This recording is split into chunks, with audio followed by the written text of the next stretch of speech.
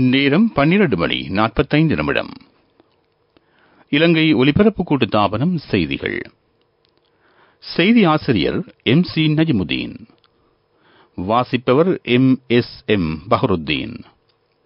முதலில் தலைப்புச் செய்திகள். நாட்டின் சில பிரதேசங்களில் வெள்ளம். 8 மாவட்டங்களைச் சேர்ந்த மக்கள் பாதிப்பு. கடல் கொந்தளிப்பு பற்றியும் எச்சரிக்கை. புத்தளம் மாவட்டத்தில் உள்ள பாடசாலைகளுக்கு நாளையும் விடுமுறை. சீரற்ற வானிலையால் சில பிரதேசங்களில் மின் விநியோகத்திற்கு பாதிப்பு. அரச வெசாக் உற்சவம் பிரதமர் தலைமையில் மாத்தளையில். தாய்லாந்தின் பிரதிநிதிகள் குழு இலங்கைக்கு விஜயம். ஈரான் ஜனாதிபதி தேர்தல் அடுத்த மாதம் 28ஆம் தேதி.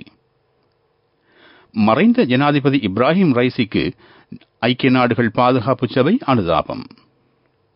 உலக பரா மெய் வல்லுநர் சாம்பியன்ஷிப் போட்டியில் நுவன் இந்திக்காவிற்கு வெண்கலப் பதக்கம். அவை தலைப்புச் செய்திகள். இனி விரிவான செய்திகள்.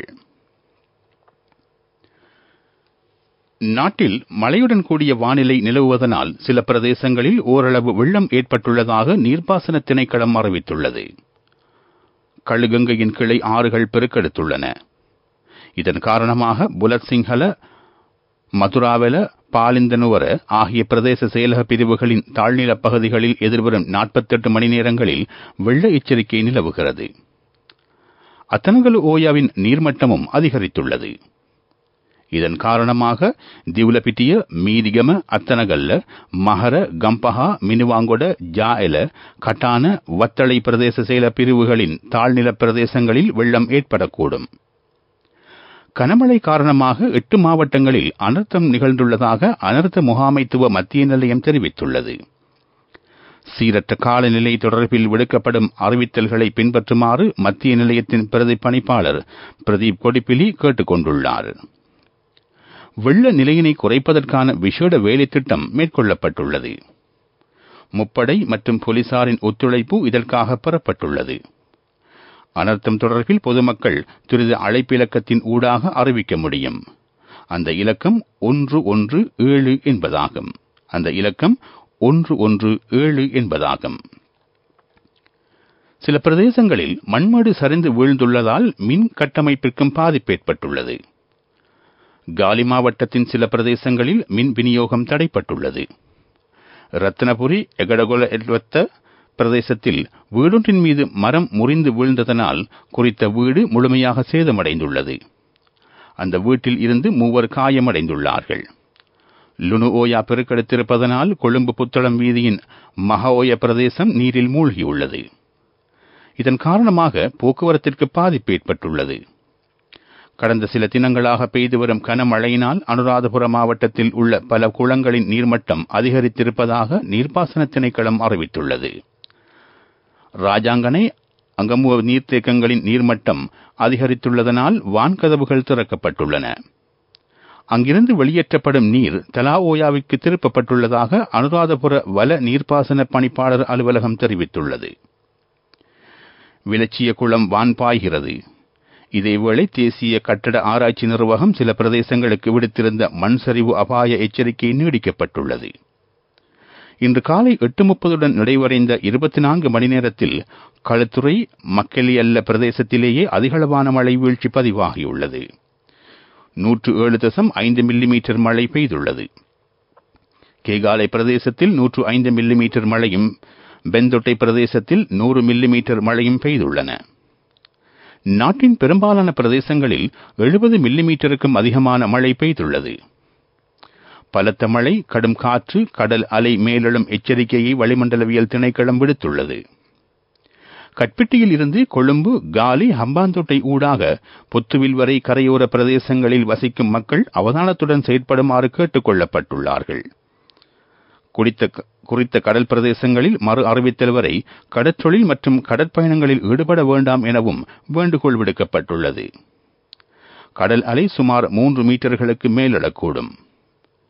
கொழும்பில் இருந்து காலி ஊடாக மாத்தறை வரையான கரையோரத்தில் அலை கரையை தாண்டக்கூடும் எனவும் எச்சரிக்கை விடுக்கப்பட்டுள்ளது.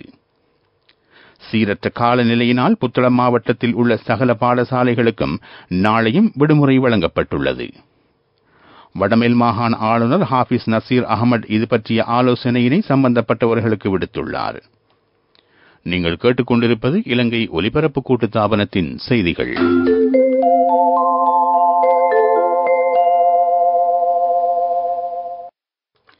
செய்திகள் தொடர்கின்றன.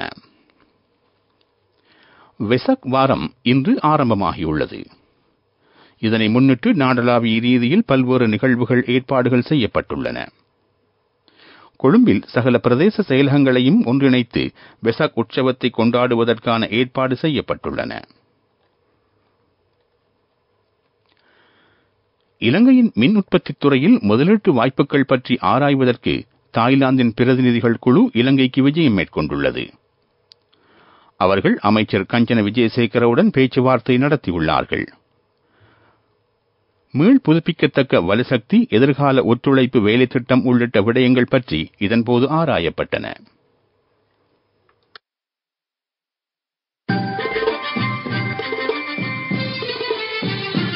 பிரதான செய்தி வழங்குவோர் ஒவ்வொரு வீட்டிலும் இருக்க வேண்டிய வீட்டு வைத்தியர் சித்தாலேப.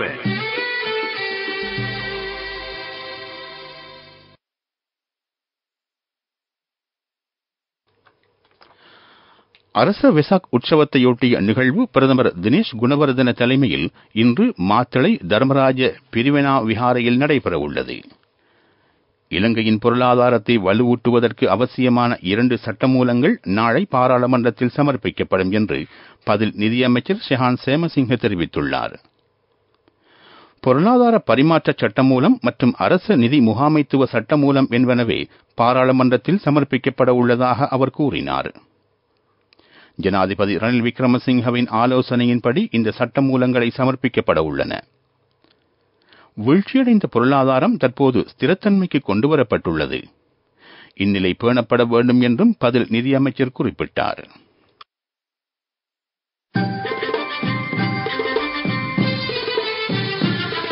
பிரதான செய்தி வழங்கியோர் ஒவ்வொரு வீட்டிலும் இருக்க வேண்டிய வீட்டு வைத்தியர் சித்தாலேப. உங்கள் கவனத்திற்கு மழையுடன் கூடிய வானிலை நிலவுவதனால் கொழும்பில் டெங்கு தொற்றை கட்டுப்படுத்துவதற்கான உடனடி நடவடிக்கைகளை மேற்கொள்ளுமாறு வேண்டுகோள் விடுக்கப்பட்டுள்ளது. எதிர்வரும் 26ஆம் தேதியில் இருந்து ஜூன் மாதம் 1ஆம் தேதி வரையான டெங்கு ஒழிப்பு வாரத்தில் பாடசாலை மாணவர்கள் மற்றும் பெற்றோரை இதுபற்றி தெளிவுபடுத்தும் நிகழ்ச்சி திட்டத்தை முன்னெடுக்குமாறு ஜனாதிபதியின் சிரேஷ்ட ஆலோசகரும் ஜனாதிபதி பணிக்குழாத்தின் பிரதானியுமான சாகல ரத்நாயக்க அதிகாரிகளுக்கு பணிப்புரை விடுத்துள்ளார். டெங்கு தொற்றை கட்டுப்படுத்தும் விடயத்தில் பராமுகமாக செயற்படுபவர்களுக்கு எதிராக சட்ட நடவடிக்கை மேற்கொள்ளுமாறும் அவர் சம்பந்தப்பட்ட பிரிவுகளுக்கு அறிவுறுத்தல் வழங்கியுள்ளார். உலகச் செய்திகள்.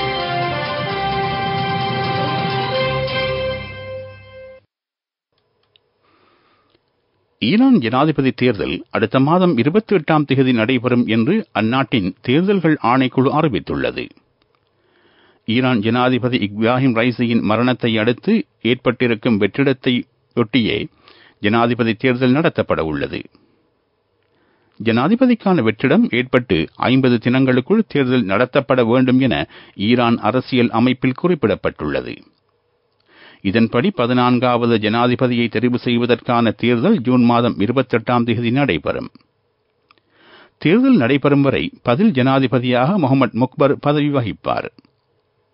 மே மாதம் 30ஆம் தேதியில் இருந்து ஜூன் மாதம் 3ஆம் தேதி வரை ஜனாதிபதி தேர்தலுக்கான வேட்புமனு கோரப்படும். தேர்தல் பிரச்சார நடவடிக்கையை அடுத்த மாதம் 12ஆம் தேதியில் இருந்து ஆரம்பிக்க முடியும். இதேவேளை ஈரானின் ஆன்மீக தலைவரான ஆயத்துல்லா கொமைனிக்கு பின்னர் அந்த பொறுப்பினை யார் என்பது பற்றிய சிக்கல் ஏற்பட்டுள்ளது. இந்த பதவிக்கு மிகவும் பொருத்தமானவராக மறைந்த ஜனாதிபதி இப்ராஹிம் ரைசி கருதப்பட்டார். ஈரான் ஜனாதிபதி உட்பட அவருடன் பயணித்தவர்களுக்காக ஐக்கிய நாடுகள் பாதுகாப்பு சபை அனுதாபம் தெரிவித்துள்ளது. பாதுகாப்பு பேரவை கூட்டம் நேற்று நடைபெற்றது. இதன்போது மரணித்தவர்களுக்கு ஒரு நிமிடம் மௌன அஞ்சலி செலுத்தப்பட்டது. அபிவிருத்தி செய்திகள்.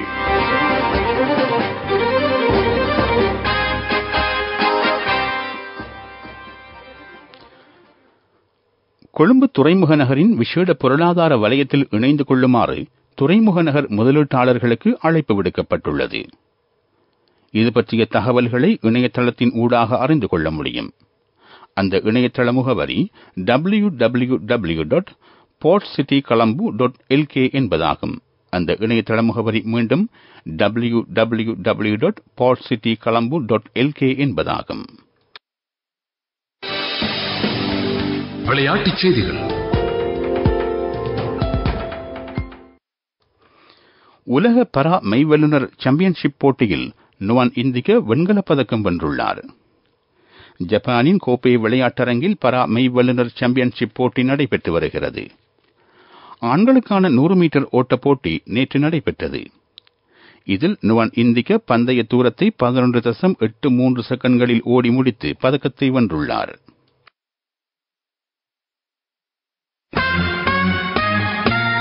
வர்த்தக செய்தி அனுசரணை. பட்டதாரியாகும் போது, திருமணத்தின் போது, குழந்தை பிறப்பின் போது மற்றும் 25வது திருமண ஆண்டு நிறைவின் போது 50,000 ரூபாய் வரை விசேட அனுகூலங்கள்.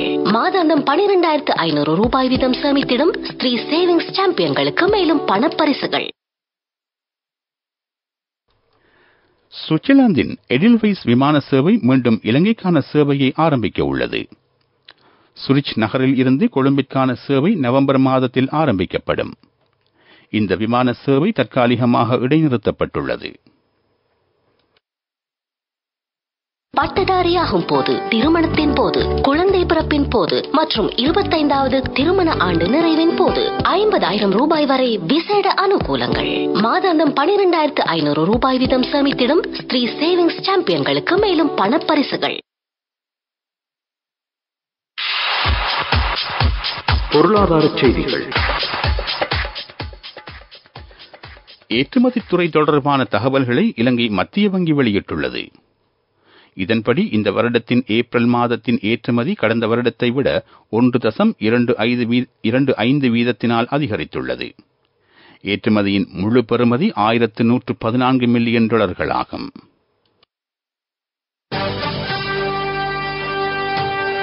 காலநிலை அறிக்கை.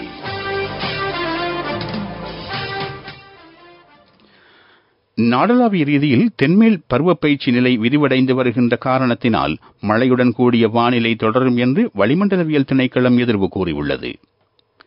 மேல் சபரகமுவ, மத்திய, வடமேல் மாகாணங்களிலும் காலி, மாத்தறை மாவட்டங்களிலும் அவ்வப்போது மழையோ இடியுடன் கூடிய மழையோ பெய்யலாம். மேல் சபரகமுவ, வடமேல் மாகாணங்களினதும் காலி, களுத்துறை, கண்டி, நுவரெலிய மாவட்டங்களினதும் சில இடங்களில் 100 மில்லிமீட்டர் மழை வீழ்ச்சி பதிவாகக்கூடும். வடக்கு, வடமத்திய மாகாணங்களிலும் அவ்வப்போது மழை பெய்யலாம். நாடளாவிய ரீதியில் காற்று 40 முதல் 50 கிலோமீட்டர் வேகத்தில் வீசக்கூடும் என்று திணைக்களம் விடுத்திருக்கும் அறிக்கையில் குறிப்பிடப்பட்டுள்ளது. கேட்டது காலநிலை அறிக்கை. மீண்டும் தலைப்புச் செய்திகள். நாட்டில் சில பிரதேசங்களில் வெள்ளம். 8 மாவட்டங்களைச் சேர்ந்த மக்கள் பாதிப்பு. கடல் கொந்தளிப்பு பற்றியும் எச்சரிக்கை. புத்தளம் மாவட்டத்தில் உள்ள பாடசாலைகளுக்கு நாளையும் விடுமுறை. சீரற்ற வானிலையினால் சில பிரதேசங்களில் மின் விநியோகத்திற்கு பாதிப்பு. அரச வெசக் உற்சவம் பிரதமர் தலைமையில் மாத்தளையில். தாய்லாந்தின் பிரதிநிதிகள் குழு இலங்கைக்கு விஜயம். ஈரான் ஜனாதிபதி தேர்தல் அடுத்த மாதம் 28ஆம் தேதி. மறைந்த ஜனாதிபதி இப்ராஹிம் ரைசிக்கு ஐக்கிய நாடுகள் பாதுகாப்பு சபை அனுதாபம். உலக பரா மெய் வல்லுநர் சாம்பியன்ஷிப் போட்டியில் நுவான் இந்திகவிற்கு வெண்கலப் பதக்கம். இத்துடன் இந்த செய்தி அறிக்கை நிறைவு பெறுகின்றது. எமது அடுத்த பிரதான செய்தி அறிக்கை மாலை 6 மணிக்கு ஒலிபரப்பாகும்.